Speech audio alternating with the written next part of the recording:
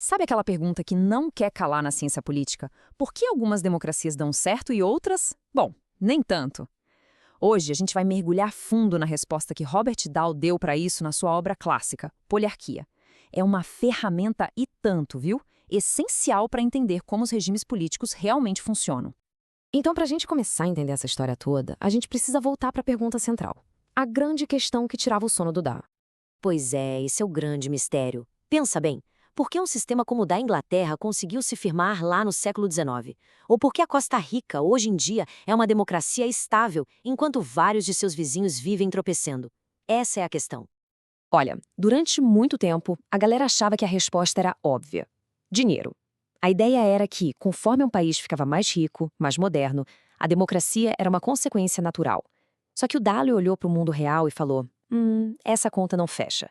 A realidade parecia bem mais complicada do que isso. E é aqui que a coisa fica genial. Em vez de simplesmente dividir o mundo entre democracias de um lado e ditaduras do outro, o Dao propôs algo diferente. Ele criou um verdadeiro mapa para a gente conseguir classificar os regimes políticos, mostrando que existe todo um espectro de possibilidades entre os extremos. Para isso, ele cunhou um termo novo: poliarquia. Pensa assim: a democracia, com D maiúsculo, é um ideal, uma perfeição que talvez a gente nunca alcance. A poliarquia é o que a gente tem no mundo real. São os sistemas que chegam perto desse ideal, com seus defeitos e tudo mais. E aqui está o pulo do gato do trabalho dele. Chegar na poliarquia não é como apertar um botão de liga e desliga, é uma jornada. E essa jornada acontece ao longo de duas estradas, duas dimensões que são independentes uma da outra. E que dimensões são essas? Bom, a primeira é a contestação pública. Basicamente, é o quanto o governo tolera oposição. Existe liberdade para criticar? Existem partidos diferentes competindo pelo poder? Isso é contestação. A segunda é a inclusividade, ou seja, quem é que pode participar do jogo? Todo mundo vota ou só um grupinho? E quando a gente cruza essas duas dimensões, olha que mapa incrível que aparece. Lá embaixo, com pouca competição e pouca gente participando, temos as hegemonias fechadas, as ditaduras clássicas. Se a gente sobe e aumenta a competição, mas ainda com pouca gente votando, temos as oligarquias competitivas. E lá no canto superior direito, onde tem muita competição e muita gente participando, aí sim temos as poliarquias. Beleza. Então, se a poliarquia é o destino final ali no mapa, a pergunta é: como é que os países chegam lá? O mais interessante é que não existe um único caminho. A história nos mostra rotas bem diferentes.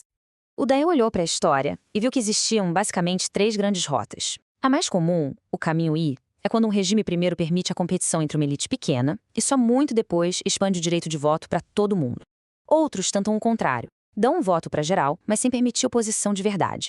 E tem o caminho 3, o atralho, que é tentar fazer as duas coisas ao mesmo tempo. E olha, a história mostra que esse último é o mais arriscado e difícil de todos.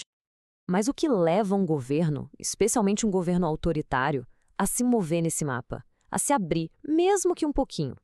Bom, segundo Dahl, não é por um surto de bondade ou idealismo, é puro e frio cálculo político.